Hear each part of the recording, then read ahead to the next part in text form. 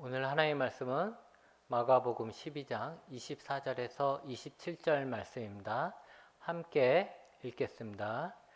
예수께서 이르시되 너희가 성경도 하나님의 능력도 알지 못함으로 오해함이 아니냐. 사람이 죽은 자 가운데서 살아날 때에는 장가도 아니가고 시집도 아니가고 하늘에 있는 천사들과 같으니라. 죽은 자가 살아난다는 것을 말할진대 너희가 모세 책 중 가시나무 떨기에 관한 글에 하나님께서 모세에게 이르시되 나는 아브라함의 하나님이요 이삭의 하나님이요 야곱의 하나님이라고라 하신 말씀을 읽어보지 못하였느냐. 하나님은 죽은 자의 하나님이 아니요 산 자의 하나님이시라. 너희가 크게 오해하였다 하지니라. 아멘.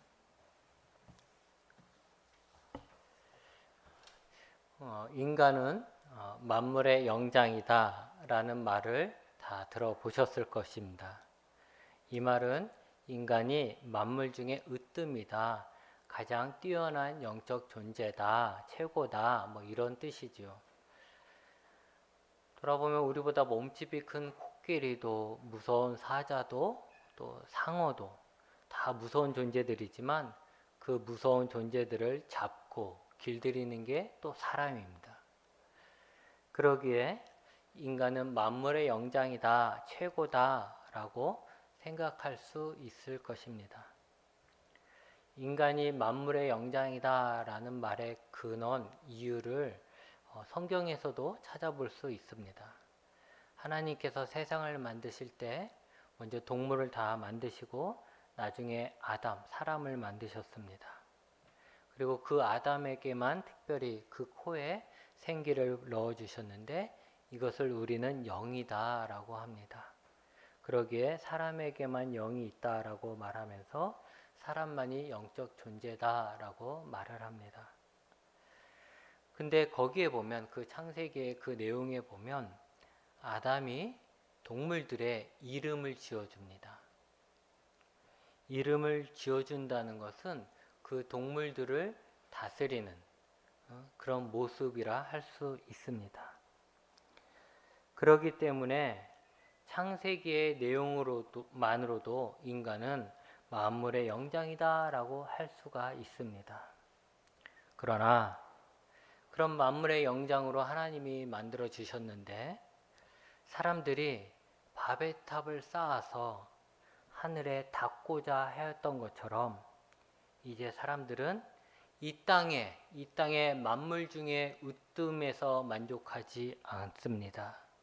그들은 이제 하늘까지 포함해서 최고가 되고자 합니다. 사람들은 하늘까지 포함해서 하나님까지 포함해서 자신들이 최고가 되려 하고 마치 동물들에게 이름을 지어주었듯이 하나님에 대해서 자신들이 평가하고 자신들의 영역 안에 두려고 해요. 여러분 생각해 보세요. 아담이 하나님의 허락으로 동물들의 이름을 지어줄 때 어떻게 적겠어요? 이 동물을 살펴보고 이 동물은 목이 길구나. 그래서 너는 뭐라 부르겠다. 너는 발이 몇 개구나. 그래서 뭐를 부르겠다. 이렇게 했을 거 아니에요?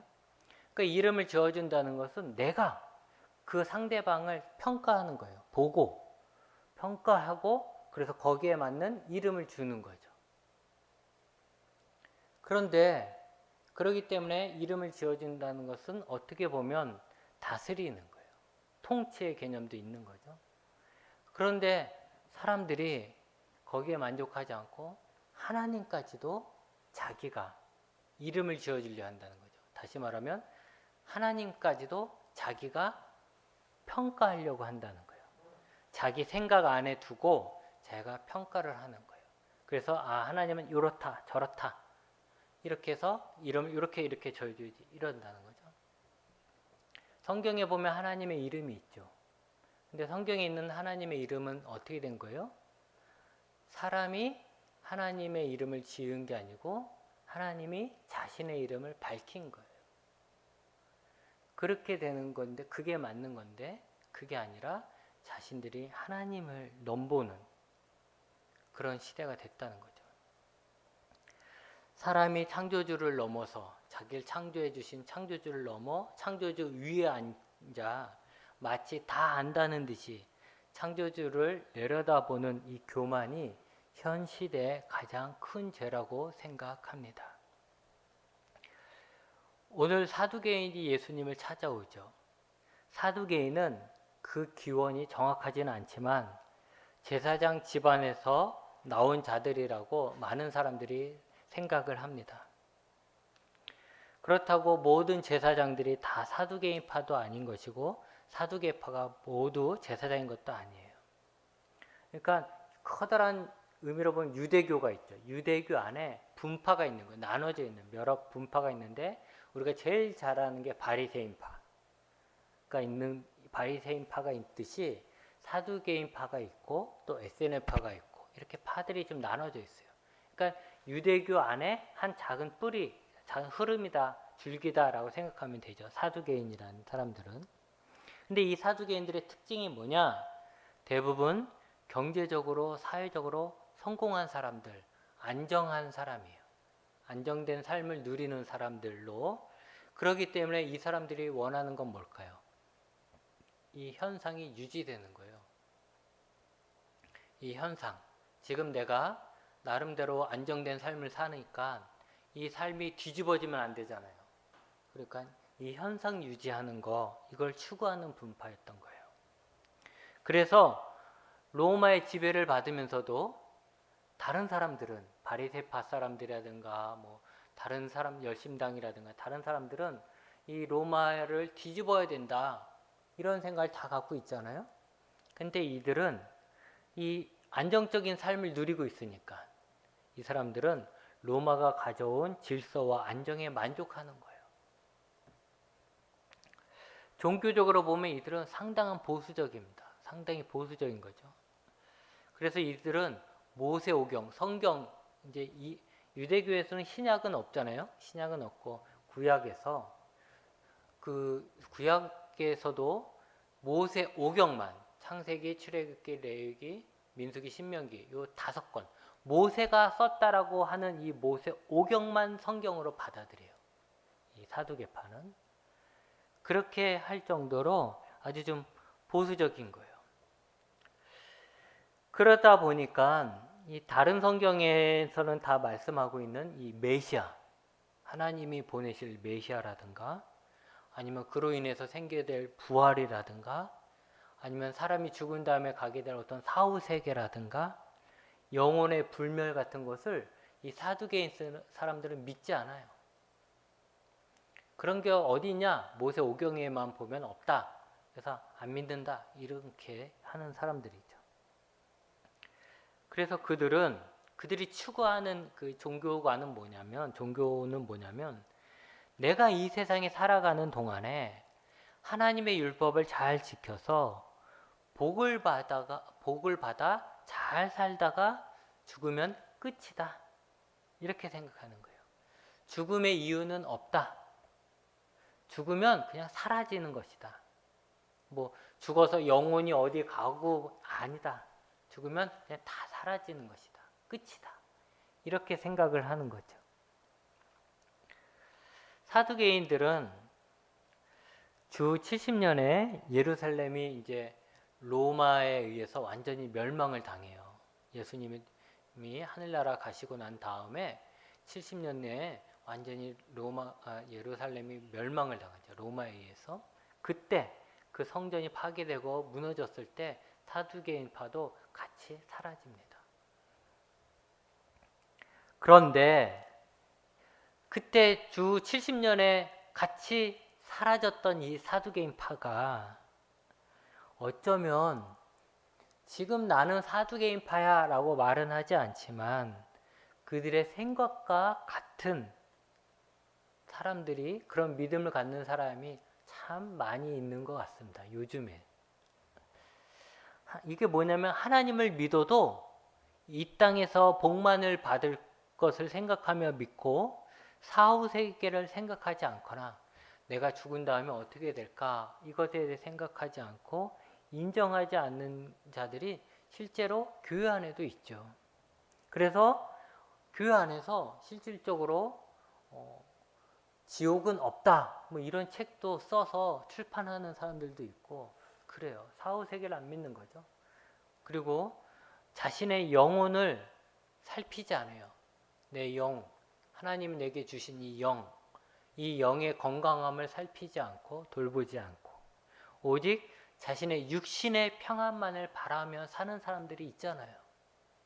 그런 사람들이 어떤 맥락에선 사두개인하고 똑같다는 거죠. 하나님을 믿지 않는 사람들은 더더욱 심하죠.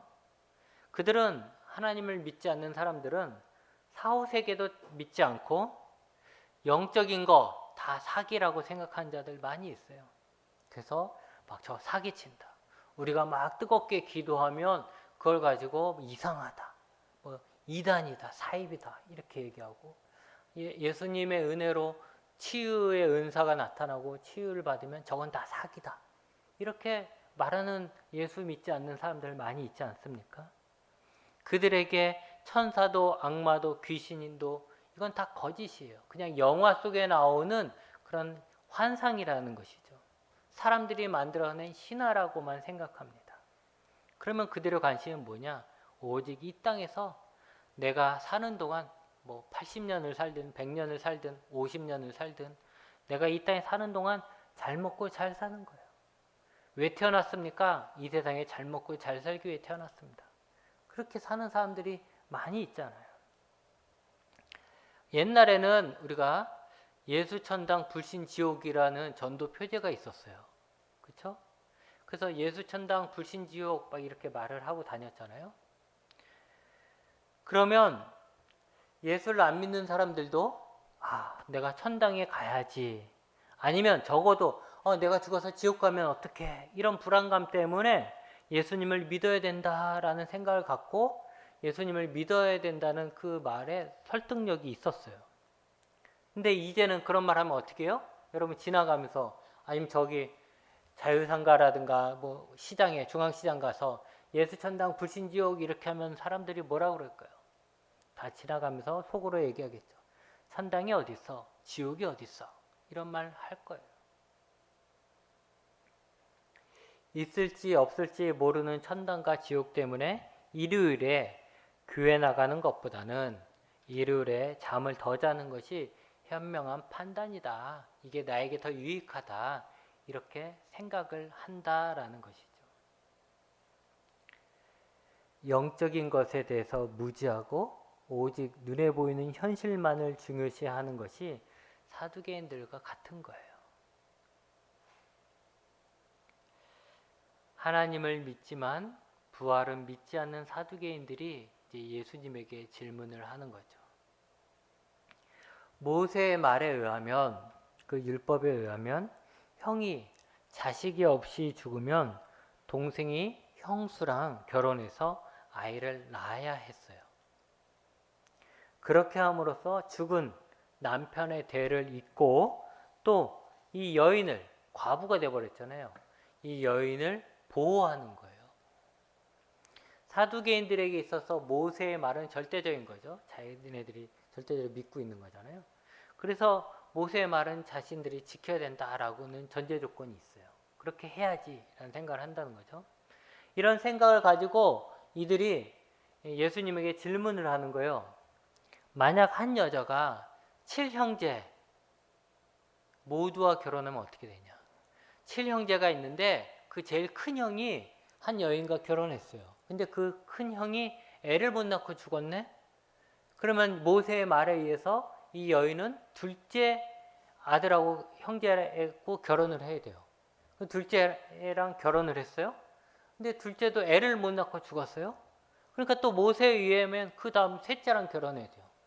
또 셋째랑 결혼했는데 또 애가 없네? 근데 죽었어요.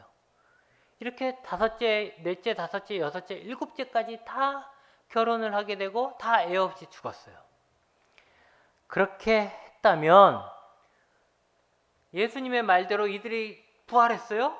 그러면 이 여인은 누구의 아내입니까? 이런 질문을 하는 거죠. 여러분, 부활이 없다라고 생각하는 사두개인들이 이런 질문을 할 때는 부활이 얼마나 말도 안 되는 소리인가를 주장하고 싶은 거죠. 우리식으로 얘기하면 이렇게 할 것 같아요. 야, 생각을 해봐. 죽은 사람이 부활하면 그러면 지금까지 최소한 예수님 때부터 쳐도 2000년인데 2000년 동안 살아서 죽은 사람이 얼마나 많겠어. 그러면 그 사람들이 다 부활한다면 그 많은 사람들이, 수많은 사람들이 어디에 다 살겠어? 어떻게 그들이 먹고 살 거야? 지금도 인구가 많아서 지구가 힘들다라고 하는데 이런 말 할 수 있는 거죠. 그죠? 그렇기 때문에 이들은 이런 말을 할 때는 야, 부활은 네가 상식적으로 생각해봐. 그건 말도 안 되는 소리야. 이런 마음을 갖고 예수님에게 질문을 한 거예요. 이들의 논리는 모세가 죽은 자가 다시 살아나지 않기 때문에 남편이 죽으면 살아있는 다른 형제가 죽은 형제를 위해서 이 여인을 아내로 맞이하여 아이를 낳고 그 아이로 죽은 형제의 대를 잇게 했다라는 것이에요. 죽은 자는 살아나지 않는다. 그렇기 때문에 다른 형제가 책임지는 거다. 이런 생각이죠. 그렇게 함으로써 이 여인은 남편이 죽었음에도 새로운 남편이 생기게 되는 것이죠. 그런데 그래서 모세가 그렇게 한 건데 죽었던 남편이 다시 살아난다면, 부활한다면 이 여인은 7형제 모두의 아내가 되는 정말 말도 안 되는 이상한 일이 생기는 거 아니냐. 그러니까 부활은 말도 안 된다. 이 이야기를 하고 싶은 거죠. 이런 사두개인들의 주장에 예수님은 이렇게 대답을 하시죠. 너희가 성경도 하나님의 능력도 알지 못해서 오해를 했다. 너희가 성경도 하나님의 능력도 알지 못해서 그런 쓸데없는 오해를 하고 있다. 이런 거예요. 여러분, 사두개인들은 제사장 집안이라고 했잖아요. 그들은 성경 잘 알아요. 특히 모세오경만을 받아들여서 그렇지 모세오경에 대해서는 잘 안다는 거예요. 그러니 하나님도 잘 알죠. 제사장인데, 제사를 지내는 사람들인데 하나님 대해서 모르겠어요? 그런데 예수님은 그들에게 너희가 성경도 하나님의 능력도 모른다. 그러니까 그런 이상한 생각, 잘못된 생각을 하는 것이다. 오해하는 거다. 라고 먼저 말씀을 하십니다. 여러분, 부활은 이 세상에서 경험되지 않습니다. 여러분, 지금까지 죽었다가 다시 살아난 사람이 있어요? 있죠. 죽었는 줄 알았는데 다시 살아난 사람이 있어요. 성경에 봐도 있죠. 그러나 그 사람이 영원히 살진 않잖아요. 또 다시 죽잖아요. 그러니까 부활은 이 세상에서 경험되지 않는 거예요. 영혼의 불멸? 이것도 죽음 이후에 얘기하는 거잖아요. 죽음 이후에도 영혼은 죽지 않는다 이 얘기인데 그것도 결국 죽어봐야 하는 거예요.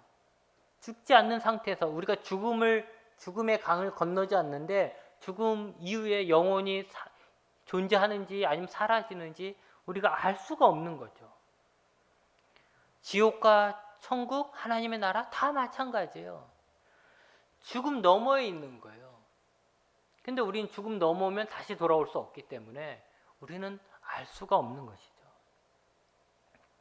사두개인들처럼 이 세상의 현실만이 전부라고 생각하는 사람들은 이 세상에서 경험하거나 볼 수 없는 것들의 존재는 알 수가 없는 거예요.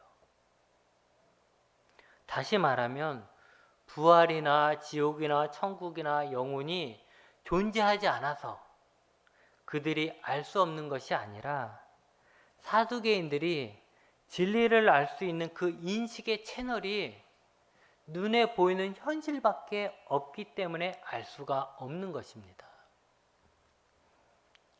예수님은 그들에게 성경도 하나님의 능력도 모르기 때문에 그들이 부활에 대해서 알지 못하고 엉뚱한 생각을 한다는 거예요. 여러분, 우리가 보면 예를 들면 이런 거죠. 우리가 멀리 있는 것을 보려고 하려면 뭐가 필요합니까? 우리 눈으로 볼 수 없는 멀리 있는 걸 보려면 뭐가 필요해요? 망원경이 필요해요.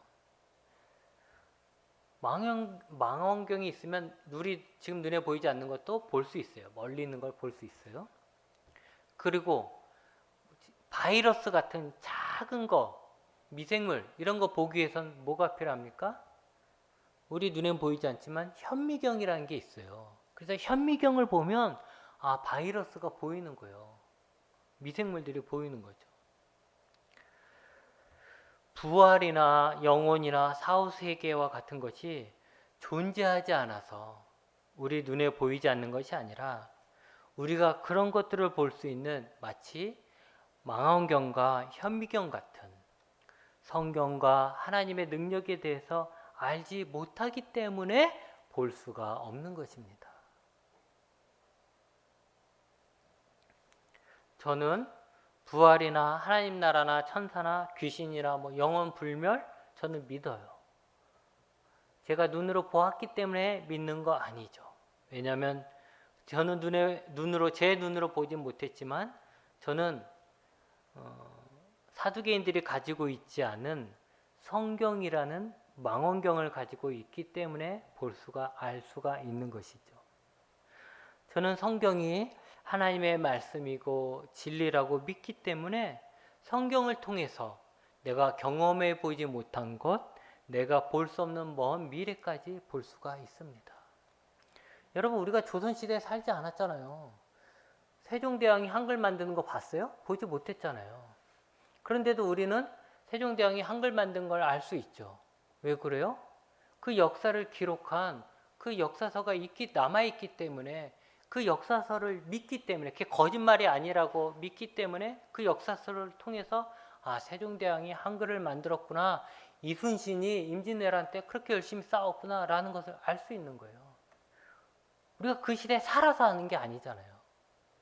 그 책을 통해서, 그 책이 사실이라고 믿음으로써 그 책을 통해서 우리가 갈 수 없는 시대에 있었던 일을 알 수 있는 것처럼, 우리가 죽음 너머의 세상을 우리는 절대로 알 수 없지만 성경을 통해서, 성경이 하나님의 말씀이고 진리라고 내가 믿기 때문에 그 성경을 통해서 그 세계들을 알 수가 있는 것입니다.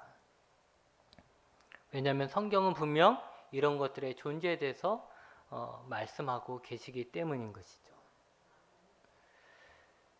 여러분, 성경이나 하나님의 능력에 대해서 알지 못하고 믿지 못하는 자들이 하는 그런 막 내뱉는 그 불신의 말들을 귀담아 듣지 마십시오. 특히 텔레비전이라든가 영화 같은 데서 나오는 온갖 불신, 믿지 않기 때문에 할 수 있는 그런 많은 말들을 여러분들이 듣고서 흔들리면 안 되는 것입니다. 그들이 성경과 하나님의 능력을 믿지 못하는 한 그들의 머리로는 죽었다 깨어나도 부활을 알 수가 없습니다. 예수님이 말씀하신 부활은 이 세상의 삶의 연장이 아니라고 하셨어요. 부활한 우리가 이 세상의 삶을 이어가는 것이 아닙니다. 결혼에 관한, 가족에 관한 것들도 마찬가지예요. 예수님은 천사들처럼 결혼하지 않는다라고 하셨습니다. 그렇기 때문에 사두개인들의 질문은 이 부활이 이 세상의 연장이라는 잘못된 전제로 한 정말 잘못된 질문이었던 것이죠. 그러면 우리는 생각할 수 있어요. 그러면 먼저 간 내 남편은 내가 하늘나라 갔을 때 나를 몰라보는 것인가? 생각할 수 있죠. 근데 그것은 아닐 겁니다. 왜냐하면 예수님의 제자들은 예수님이 부활하신 직후에는 처음에는 몰라보았지만 나중엔 다 알아보잖아요. 부활하신 예수님을 알아보잖아요. 그러니까 단지 우리가 생각하는 것처럼 이 세상에서 결혼하고 먹고 마시고 사는 삶의 모습은 아닐 거라는 거예요. 부활 후에 우리의 삶의 모습은. 사두개인들은 부활이라는 것은 단지 죽지 않고 사는 생명이 연장되는 수준으로만 생각했지만 예수님이 말씀하신 부활의 삶은 우리가 상상하지도 못한 완전한 새로운 삶이 될 것입니다. 그래서 여러분 이런 걱정 안 해도 돼요.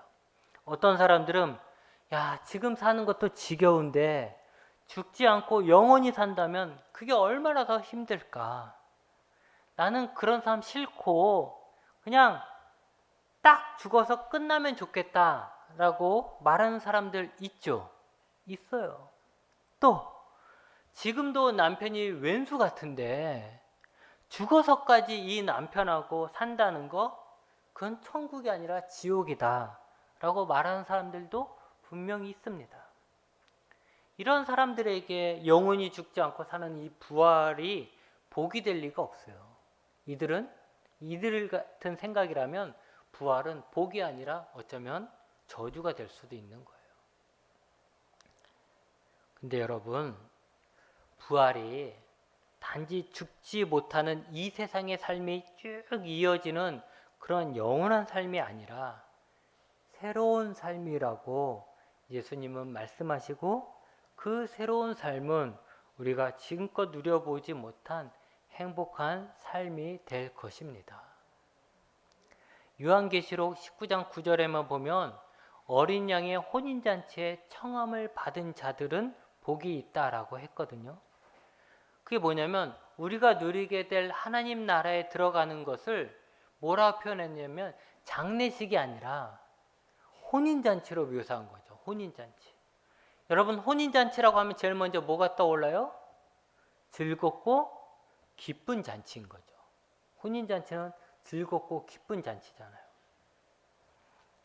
또 요한계시록 21장에 보면 새 예루살렘에 대해서 이제 막 묘사를 해놓는데, 하나님의 영광이 있어 그 성의 빛이 아주 귀한 보석 같고, 그 성곽은 보석으로 막 여러 보석으로 만들어졌고, 그 문도 막 진주로 되어 있고 길도 막 금이라고 그래요.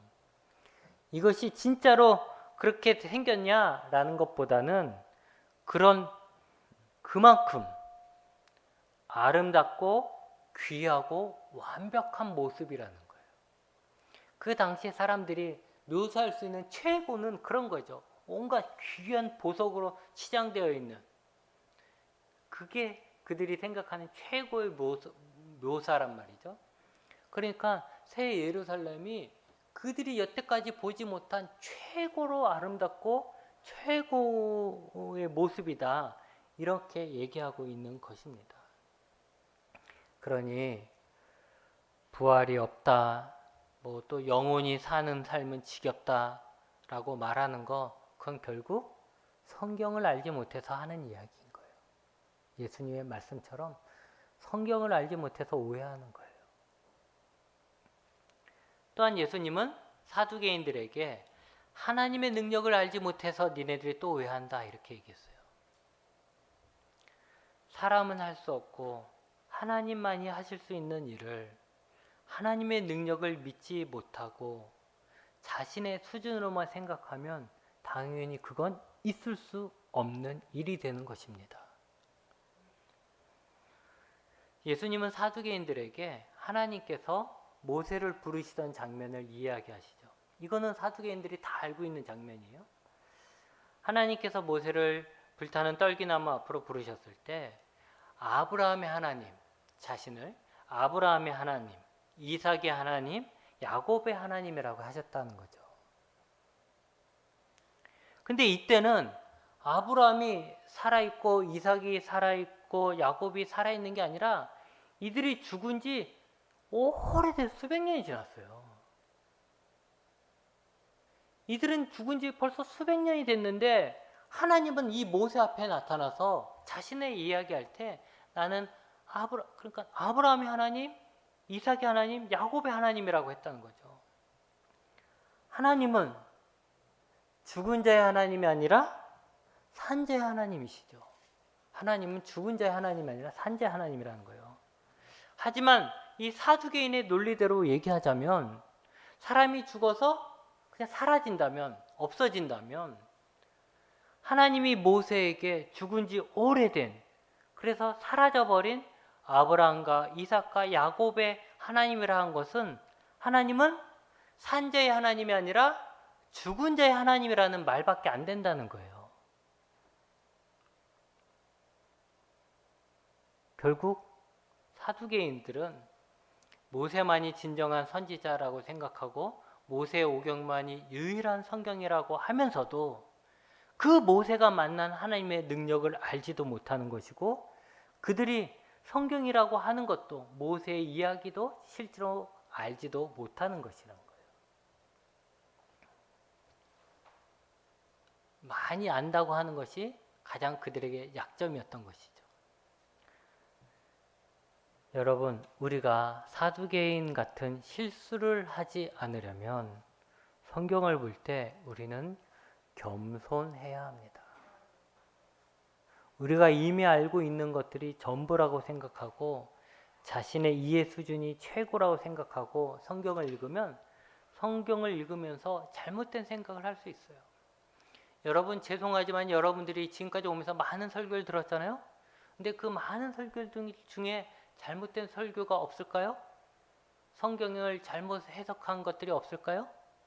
있죠. 저도 오랜 세월 설교를 했지만 제가 특별히 초창기에 했던 설교들은 잘못 생각한 것들이 있구나라는 생각을 저 스스로도 해요. 그렇기 때문에 여러분, 가끔 옛날에 들었던 설교 가지고 성경을 그렇게 보면 진짜 하나님의 말씀을 오해할 수가 있는 거죠. 내가 다 알아, 이거 들었던 얘기야, 다 아는 얘기야, 이런 식으로 성경을 보면 여러분, 성경을 제대로 볼 수 없는 거예요. 그래서 우리는 성경을 볼 땐 항상 겸손한 마음으로 봐야 돼요. 겸손한 마음으로. 때로는 성경을 읽을 때 이해가 안 되는 것들이 있을 것입니다. 그래서 내가 대학까지 나왔는데 이해할 수 없네? 야, 내 상식에는 절대 이건 말도 안 돼. 이건 거짓이야. 이건 잘못된 거야. 이렇게 하면 안 된다는 거죠. 그때는 겸손하게 자신이 지금은 잘 이해를 못한다는 것을 인정하고 성령님이 주실 지혜를 구하면서 나보다 더 먼저 간 선배들의 주석사나 여러 목사님에게 물어보면 내가 오해한 부분들을 풀 수가 있는 거예요.